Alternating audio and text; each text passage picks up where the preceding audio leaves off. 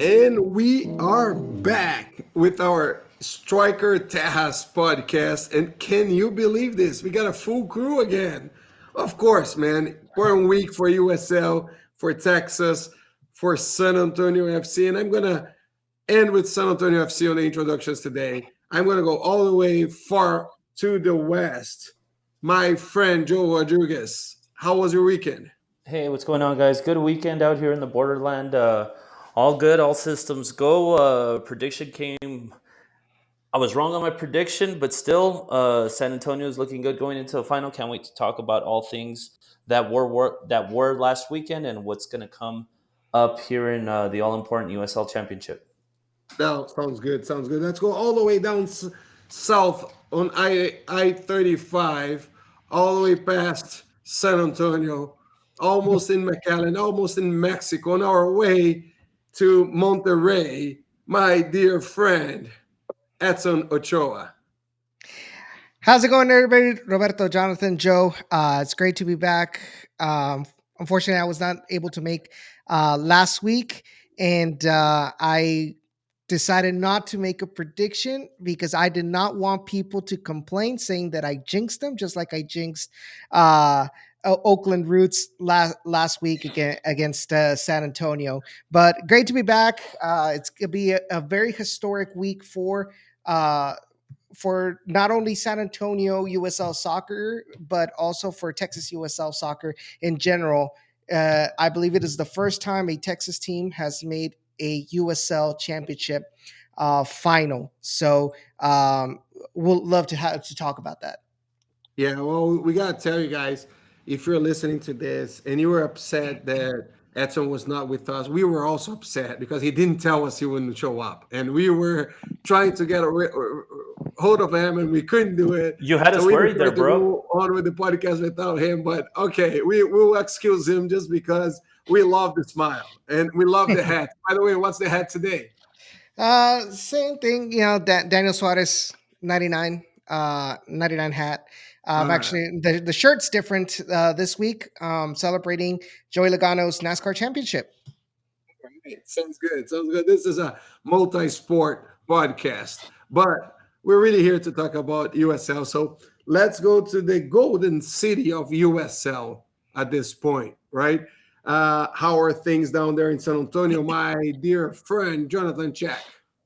I don't know if I'd call San Antonio the golden city of USL yet, but at least for a week, it is in the spotlight. I'm doing all right. This past weekend was plenty of anticipation leading up to Sunday night's Western Conference final. Second one that I've been to. I was lucky enough to go to the one last year. Unlucky that was the last SAFC game I got to cover. But yeah, it was really nice to be back in this intense playoff atmosphere again, and obviously, I mean, if you're listening to this podcast, you probably know that it turned out well for SAFC, and it's not the last game I'm covering this year. Yeah. So interesting enough, the last time that San Antonio has been in a final, it was with the Scorpions in the NASL, and we were having some fun in our Slack channel, and we found out that several people, including myself, were in that game. And Jonathan, you were not in that game, so it's actually your first ever final for a San Antonio team, soccer team. Yeah, I'm ready for all the pomp and circumstance. Applied for my credential because the USL does that separately from SAFC, who's given me access all year. And in case anyone is wondering what I was doing instead of going to the Scorpions final in 2014 that they won, I was still outside, very very cold, but I was at a friend's birthday party because I had committed to that a few months ago, not realizing it was eventually going to coincide with that NASL soccer bowl for the Scorpions. And I decided, you know what, I made this commitment months ago. I'm not going to break it for a soccer game. I did. I should not ask this on the air and put them in the spot. But were your mom and dad? Did they go to the game or did they stay with you? Oh, they went to the game. All right. Yeah, So that's what I they were expected there. to hear. I expected them to hear that they were to the game, no matter what. Honestly, they were probably the first two hooligans to storm the field. So I love it. I love it. A huge hug and kisses to them. I love them. Everybody knows that. I have a lot of care for them and for their passion for the sport. I wish more people, looked at soccer and their sports like they do. So great, good shout out for them for that. But anyways, let's talk about this past weekend. Quick 2-minute recap. At this point, I think whoever cares and whoever's listening to this podcast already seen the game, already seen the highlights. But if you had to put a 2-minute highlights to this game, if somebody didn't see the game, or even putting some of spice to it, how would you say it went, Jonathan? So I would say it was fairly similar to what we saw the week before. SAFC not scoring within 2 minutes, but scoring about halfway through the first half, almost exactly halfway through the first half. And so then you've got the Switchbacks having to adjust, having to chase the game a bit. And in that, in the second half, they start throwing some attacking subs on, they start committing more men forward, and that opened the door for SAFC to, with almost the last kick of the game, double its lead, punch its ticket to the USL Championship final that it has the right to host. So, like I wrote in my takeaways, there were some similarities and some differences from the week before. One of the big differences, and I think we might be about to get into it, but it was a very physical match. And I mean, within 35, 40 seconds, there was an injury stoppage. So. Yeah, well, we're going to talk about the physicality and the referee situation. A lot went on today. Actually, I'm glad we're recording today because I think it's going to be a much more valuable conversation that we're going to have instead of doing yesterday, which we had planned to do that. But anyways, but I got home a little bit late, and so I started watching the game actually a few minutes before the goal. And what caught my attention was how the goal came about. Patino fighting for the ball for a couple of times, trying to make the play, starts the play back a little bit, a very nice from the back pass, and then across, and at the end, a mixture of a very fought goal, but beautiful goal at the same time. I really enjoyed that first few minutes that I watched the game and got lucky to get to exactly at that point. Yeah, I remember watching that goal initially. I was thinking, okay, they have kept the ball alive on the right side of the box, and then it gets crossed in, and maybe should have been cut out, but then it wasn't. It lands at the feet of Connor Maloney, and he kind of takes a touch, doesn't completely mess it up, and he even said after the game, he thought, I've got to get this shot off quickly. I'm going to get closed down. The goalkeeper's going to get set, and so he takes the shot. He thinks a defender might have unsighted the goalkeeper, so maybe a bit of luck on his part, but it was a good finish. He kind of put it across the goal, inside the far post. And it was a really good time for him to score his first ever league goal as a professional. I never hide my admiration for some players. I really like Patino, always liked it. You guys know that. I would always last year make the comparison between Patino and Host in Austin FC, and how funny it is that Host doesn't get a contract this year, as was cut today by Austin FC, and Patino is playing the USL final on the weekend. I'm going to go across the room here before getting your opinion, Jonathan. I'm going to go with Edson and Joe here this afternoon, and then we go back to the physicality of the game, or we can use the physicality of the game while this goes on.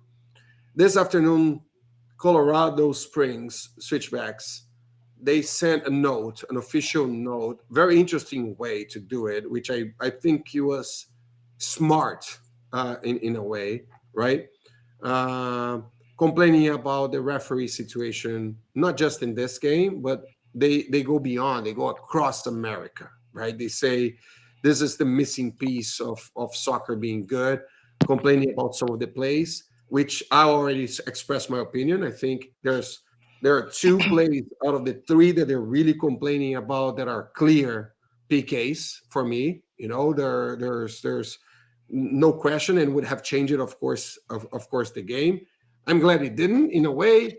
Sad in another way, because for soccer, I don't think it's good. We want the best result, but I also think that even if they had a PK and scored, I still think that San Antonio would have enough strength to win that game no matter what.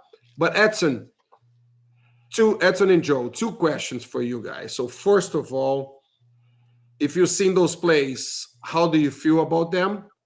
We're talking about especially the handball and that slide tackle. The slide tackle for me, it's just, I can't understand. There's no doubts on my mind on that being a PK or not. But Edson and Joe, starting with Edson, how do you feel about those plays? And then afterwards, I'll go back to you guys and ask you about the position of Colorado Springs, how they did that, if you liked it or not. So let's start with the plays.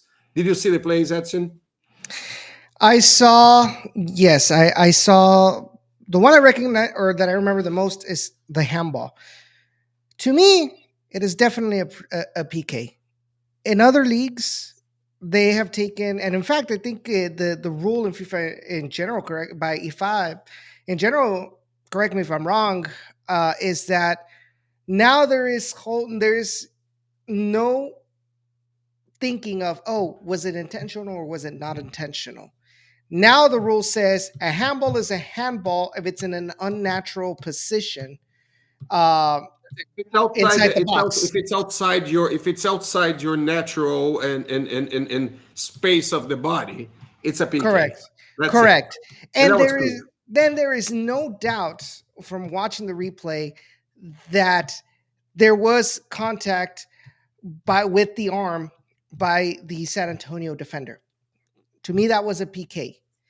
And the other one that you're mentioning, the slide tackle, it's a little bit murky on my mind. So I cannot give a verdict right now until I go back and rewatch it. So Joe, you want to take over for me?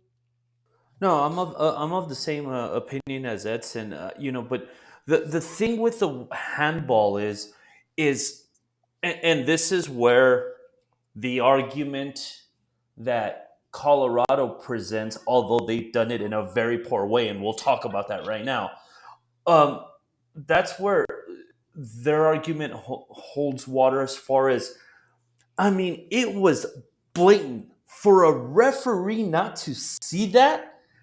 You're either one out of position, and you're making an obvious mistake by being out of position, or you're just you shouldn't be in that position to be calling that. It was just that obvious, and I think that's what speaks to the level of or the argument of how poor the refereeing can be in this league. I think that's, to me, that's the crux of the situation. And I'm going to tell you guys. And that goes, excuse me, Roberto, and that goes without saying that there's the human element, and it's a tough job, and it's difficult to be in that position, a position that very few to none of us would know what it's like. Quality. It's but quality. Still, there's quality. It's quality. There's no quality in the referee overall, especially in USL. There's none. Right? We could. That was my main complaint when I was the general manager of a team. It was always about the referee system in USL. It's just bad. You gotta accept that it is bad, and I think that's the part that I don't like on how the Switchbacks made it. It's known that it's bad, and what they done in their lives before that? And I think that's the question that we should be making to Colorado Switchbacks. What have they done in reference to making the referee situation better? And I want to talk about in a second about Ismail Ifaf, our U.S. referee at the World Cup, which is a pretty cool story. I'll tell that in a second. But Jonathan, going to you before we go to the Switchbacks way, what did you think about those plays? So I'll start with the slide tackle in the box. I remember seeing that at the time and thinking, that could maybe be a penalty. I almost wonder if that was maybe a makeup call for some of the challenges that the Switchbacks were putting in earlier that maybe they should have had some more bookings for, maybe even had a player or two sent off. I'm wondering if that's supposed to kind of, in the referee's mind, balance it out. And I even said, or saw some people saying, you're going to post these calls that went against you.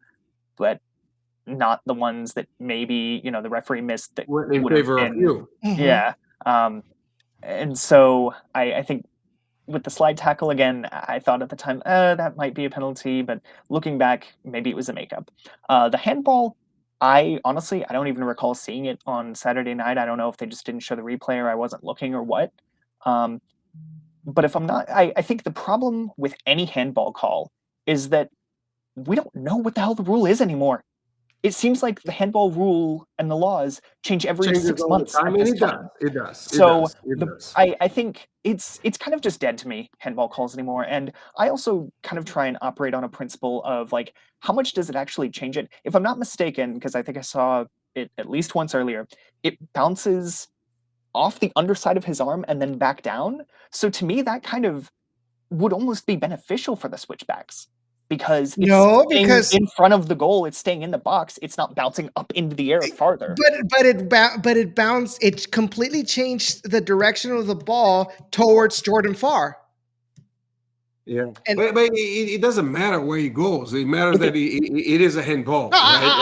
I'm just saying. If it bounces into the air, though, I don't recall seeing anyone from the switchbacks who was going to get it. Farr takes a few steps forward, jumps, catches, probably punches, knowing him honestly. He just scoops it up. It was right in front of him.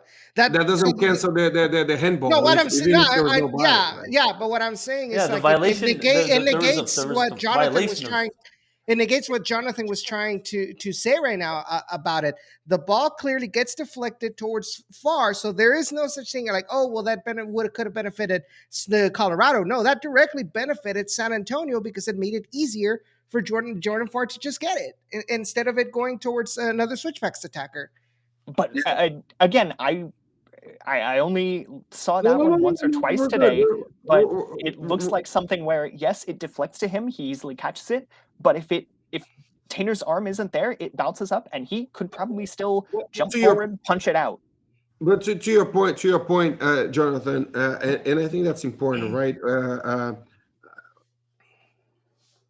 The fact that the switchbacks makes a little video with all the points against them and don't add, although they did put in the text that the referee was bad for both sides. They mentioned that, but then they post a video just with the mistakes against them, not the exactly. other side. That's it's funny coming from a team that directly benefited from Elvis Amo not getting red carded for that knee to the head on Tyler Derrick, and the fact that the Switchbacks social media admin went out of his way to try to excuse that play and saying that it shouldn't have been a red because it had to do with Elvis Amo's momentum, and it's not like he could have just completely stopped while midair. The point of the matter is it was clear that Elvis Amo was not going to make it. He gave Tyler Derrick a concussion. At the end of the day, that is an unwarranted aggression towards a fellow soccer player, and had there been VAR like they said, he would have gotten a red card. I feel so. While the message is correct, I was talking to a Switchbacks supporter, having a civil discussion with him. It's like, Colorado Springs has no moral ground to point and say that the referees are bad, and then just give evidence of when it hurt them and not when they benefited them. Because clearly there are many pieces of evidence from either way that they could have used. It would have warranted. It would have hit home the message that they're trying to convey. If they really want to try to convey a message of, look, we need to fix this for the sake of everybody in the league, that's awesome. Then also put those instances. But when you only put when you're being affected, it doesn't seem like a message for change, but more of a sour grapes kind of response. Yeah, I agree. That's how I felt, right? I think you summarized very well, Edson. For me, is this? It was a crybaby message maybe with good intention. It doesn't look like it was necessarily good intention. It was an And excuse. it's But like go ahead. no, but No, that's it. That's what I'm it's a saying. crybaby. It's a cryberry bush league move that's punctuated by that little hashtag, and this is what my 2 cents on Twitter, by the hashtag of push for VAR. Like if VAR is is a system you can integrate into a league that it's easy to do, that doesn't cost money and take a lot of infrastructure, that just makes you sound ignorant. I'm sorry. Yeah, I would even say that there are ways. If you want to do it, you can do it. But it's just But Roberto, it takes a lot to put in VAR. It takes if a you want to do lot. something, do Yeah, something, right? not on, I want to tell you guys the story of Ismail Ifaf, right? Because I think that's a good one that fits to this.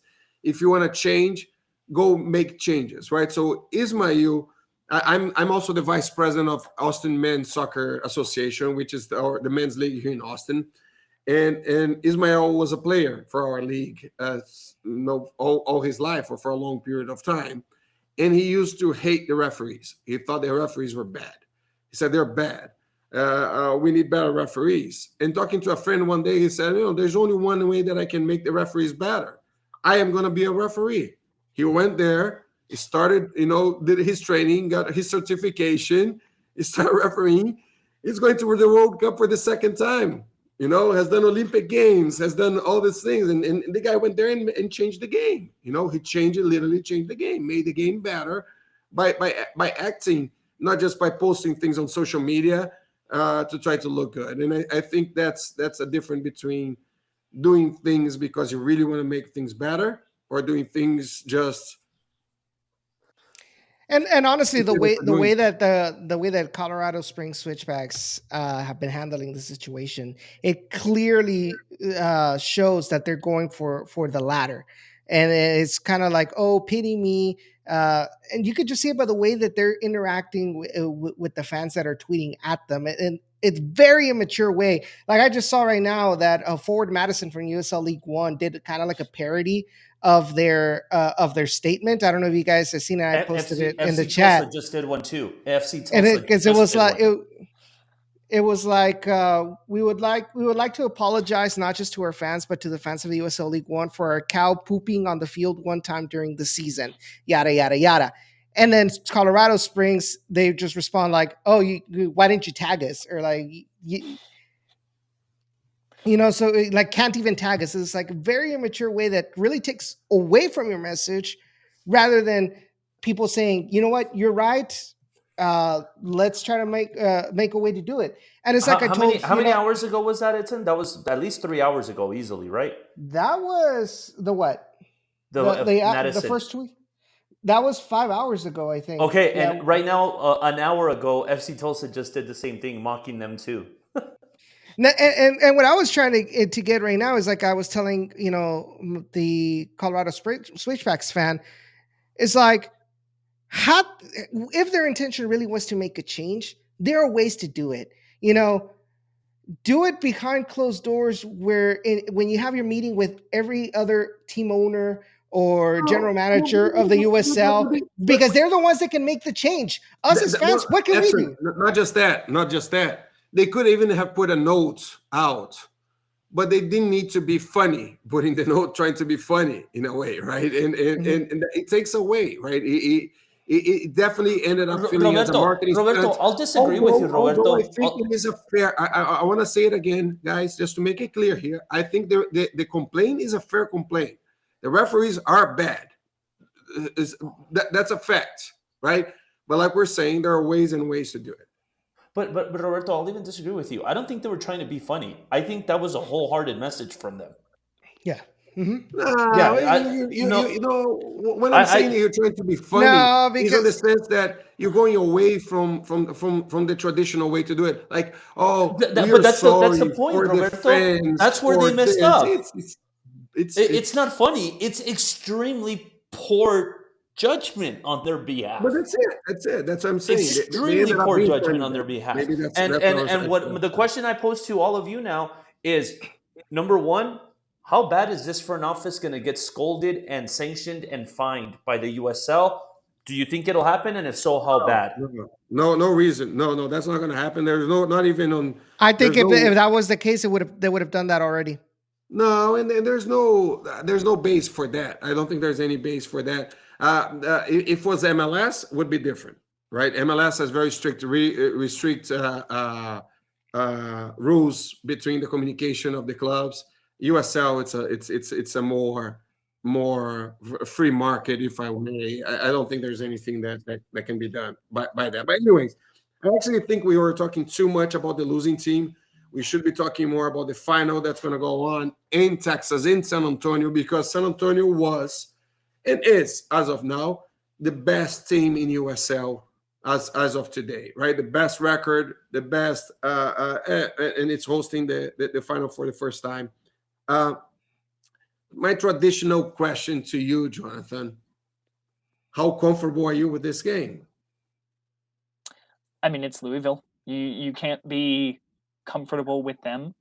They have shown even just a couple rounds ago that they are capable of coming back. They've got dangerous players, even if some of them are coming back from injury, even if some of them are on the bench.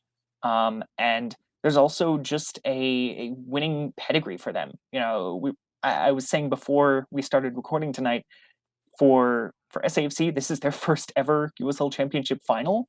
For Louisville, this is their fourth, and they've won 2 of them. Like, this is a situation they've been in before. That's, that may not be as big of an advantage as some might think, but it's Louisville, and these 2 teams have earned their way here. These are the top 2, well, the number 1 seed from each conference, and these 2 teams, particularly Louisville, has had to, fight and scrap some wins to get here. So they've earned their spots, and either of them has a good shot. So as you guys know, I was in LA for this weekend for the for the MLS Cup. Again, also was number 1 seed hosting the number one seed from the Western, hosting the number 1 seed from the East. I would say my phrase after that game was, if a Hollywood script writer had wrote the script of that game the way you went, I would say, hey, you're exaggerating, my friend. Tone down a little bit. This is too good to be true. So I would say, if this game, which is also going to be the number 1 seed from the Western hosting the number 1 seed from the Eastern, with the Western Conference had never won the cup all the way, although in MLS Philadelphia had never won also, but anyways, it was the first ever LAFC cup. If this game this weekend has 30% of the excitement of the MLS Cup final, it's going to be an amazing game, right? So hopefully we keep that up. It is on my plans, and hopefully I'll be there with you, Jonathan, this Sunday, and I'm going to be able to say that I was on both finals this year, which is pretty cool, pretty exciting. Edson, how do you feel about this game? What can go? How this game can go? Honestly, I continue to be awed by San Antonio's defense and during these playoffs, and I have a feeling this is not going to change in the final. I do feel like San Antonio will continue to rely on their good defense and not allowing Louisville City to be able to get some opportunities inside the box, and then just taking advantage of any kind of opportunities that may land in front of goal and get themselves enough goals to get the championship. You're playing at your own house. There's a reason why the mantra defense wins championships is used. Louisville City, while yes, they are traditionally a winner in the USL Championship, I don't think that they've ever, dealt with a good defense like San Antonio is. And when I hate bringing RGV into this, but I think it makes sense. With the fact that when Louisville played RGV, I mean, they were only able to get 1 goal off on them, and it was of a mistake that the Toros themselves made. So, can San Antonio improve or even play the same like they did against Colorado Springs? That is going to be the key for them to win the championship, and I'm calling it right now. For me, San Antonio is going to be the USL champion. Let me add to a little bit to this before I go to Joe. Last time, I'm sure that Louisville is upset to not be playing this game at home. I think that's something that it is hurting them. They haven't played away since they played the RGV in October 1st, right? So it's been over 40 days. It's going to be almost 45 days since they last played away, because how you went. And again, guys, if we go to the scores of the playoffs, they struggled to get to this point, right? Their playoffs run was not as close to how good they were in the regular season. So we could say that the momentum is more on the San Antonio side, not just because it's playing at home, but also because of how everything has gone over the last several weeks. Joe, your opinion about the game?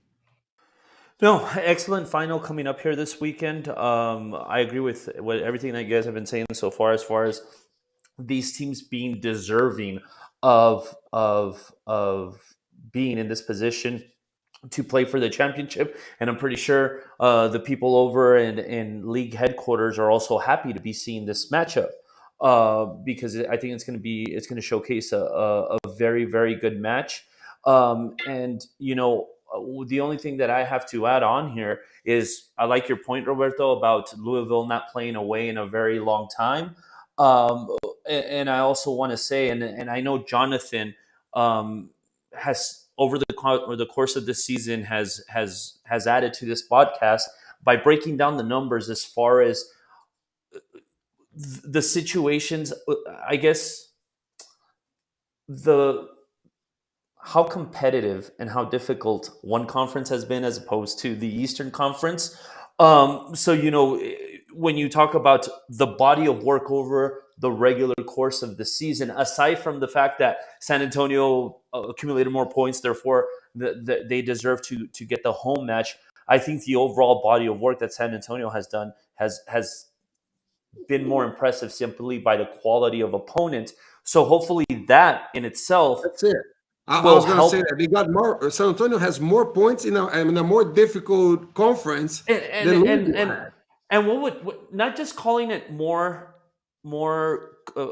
difficult and more competitive conference, but I think it's by a significant margin, and I don't know how to put that into two words, but I think the quality on the Western Conference is significantly more, and hopefully that will allow San Antonio to be able to bring this home and put this to bed and come out champions at the end, which I think they will. My last question to you, Jonathan, and then we can go wrap this out. How much we had a packed Toyota Stadium on over the weekend. How much did the crowd really influence the game overall? Was a crowd that interacted with the game, that impacted the team, or do you think it was an off crowd? How did you feel about that, and how do you feel it's going to be this weekend? Yeah, so it was a very good crowd. First of all, a very interactive crowd. Some of the players even mentioned before the game. Jordan Farr was saying he came out for warm-ups, or for his warm-ups at least like an hour before the match, and there were already a significant number of fans in there. Cheering his arrival. They were booing the Switchbacks when they came out. Early in the match, when Michi Galina was out for blood. I'm exaggerating a bit, but when he put a few strong tackles in, the crowd was booing him every time he got the ball after that. It's a stadium that when it's packed, it just has phenomenal noise. We've seen that a few times this year. If for example you were an Austin FC fan and you're listening to this, the noise at the Open Cup match, it's kind of like that. Just a really good atmosphere, and uh, I think it could be, and I even said in my takeaways, I think it was SAFC or the fans haven't always packed Toyota Field this year. Attendance hasn't always been capacity, but they're showing up when it matters. Good. All right. Sounds good. I know we're not fully prepared for this, but I'll try. I'll do it anyways. I'm going to risk myself here. Edson, any updates? Anything that you want to talk about RGV at this point before we go? What I've heard is that I wasn't giving details by my source on who they were, but I do know that they already have some key players already signed up for next season, and they will be announced around the early December, maybe the middle of December. But it's good to hear that RGV is working on retaining most of their squad for 2023 season. All right, good. Joe, any updates from the locals? No, radio silence this week. Like I said, the new acquisition, the first new acquisition that I talked about last week, has been the only one so far over the course of this entire week. It's still early in the week, though. We'll see. That's it. But hey, it makes me feel better. They've already announced who's staying, who's left, as opposed to RGV. Again, why wait until December? Well, I'm going to tell you. I don't want Edson to be stressing like he was last year, man. But I was going to say, if we know RGV, they're not going to announce anything until the first game of the season and the team is going into the field. So it's not going to be a surprise if it takes it longer for us to figure some of those things out. All right. Anyways, guys, I think this was a great talk. I think we're going to have some more cool talks on the offseason also. Jonathan, can you remind me here, just make sure that I got it right. Game is at 8:30 Eastern time, so 7:30 Central time, Sunday. So the game is on Sunday, and it's going to be on ESPN Deportes and ESPN2. Is that it? Yes. So ESPN Deportes and ESPN2. So this weekend, no ESPN Plus, and that's something that I don't understand with the ESPN. I think it doesn't matter if it's on ESPN 1, 2, or Deportes. It should also be on ESPN Plus, but it's not going to be on ESPN Plus. Only on ESPN2 and ESPN Deportes. You should be able to still watch it on the app, though. That's it. You're not. If you have it in your cable plan, yes. That's it. You have to have it on your cable, but it's not. Even if you pay your monthly subscription for ESPN Plus and you don't have a cable TV, you can't have the game. It's something that doesn't make sense on my mind. But of course, this is broadcast rules. It is what it is. Anyways, guys, great chatting today. I think we're gonna have another great one next week. We might have some surprises during the week here with maybe some spaces or some live shows that we might do related to this game on Sunday. Very important thing. I know Jonathan is working with some cool pieces, some cool articles for the Striker. We can only do this if you subscribe to the Striker, if you follow us on social media, and a news piece about the Striker overall. We just opened an equity crowdfunding this week. So if you want to own a piece of the Striker and help us shape soccer in the U.S., make sure to go to efunder.com/the.striker, or go to our website. There's banners on the striker.com, banners that you can go to our page. Has all of our business plan, everything that we're doing to support local soccer. So, we can bring that to you. But for us to support local soccer, remember, you also can and should always support local soccer. Thank you. This